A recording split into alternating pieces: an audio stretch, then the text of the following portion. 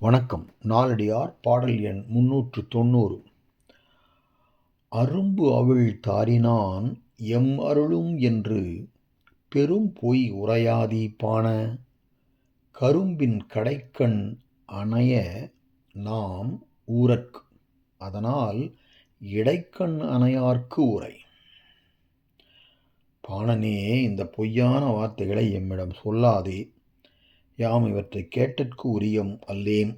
ஏனெனில் தலைவனுக்கு கரும்பின் கடைக்கணுவைப் போல இனிமையை தராதவர்களாயிருக்கின்றோம்.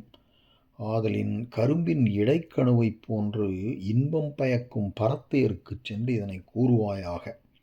அவர்களே இவற்றை கேட்டற்கு உரியர் என்பது இந்த பாடலின் கருத்து.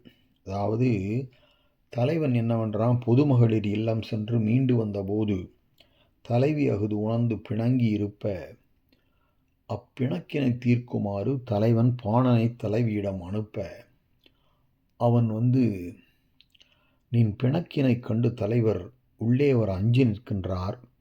அவர் உன்மேல் மிக்க அன்புடையார் என்று இதமான வார்த்தைகளை அவளிடம் கூற, அந்த தலைவி அவனை பரிகசித்தும் கோபித்தும், தலைவன் எம்மீது அன்புடையான் என்று நீ பொய்மொழிகளை எம்மிடம் கூறுகின்றாய். இவற்றை இங்கு கூறாதே. யாம் தலைவன் அன்பு செலுத்த தக்கேம் அல்லேன்.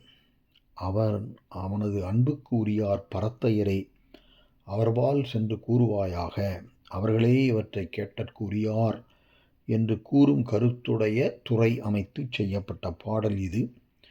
இதனால் கற்புடைய மகளிர் தலைமகன் பொதுமகளிடம் சென்று வரினும் வெறுத்து அவனை நீக்காமல் பிணக்கு காட்டி அதன் வாயிலாக காதலை அதிகரிக்கச் செய்து பின் அவனோடு கூடி மகிழ்வர் என்பது பெறப்படும். சரி, பாடலுக்குள் செல்வோம். அரும்பு அவிழ் தாரினான் எம் அருளும் என்று பெரும் பொய் உரையாதி பாண. பாணனே, அரும்பு அவிழ் பூ அரும்புகள் மலரப் பெற்ற தாரினான் மாலை அணிந்த தலைவன் எம் அருளும் எமக்கு அருள் செய்வான் என்று பெரும் பொய் உரையாதி, பெரிய பொய் வார்த்தைகளை சொல்லாதே.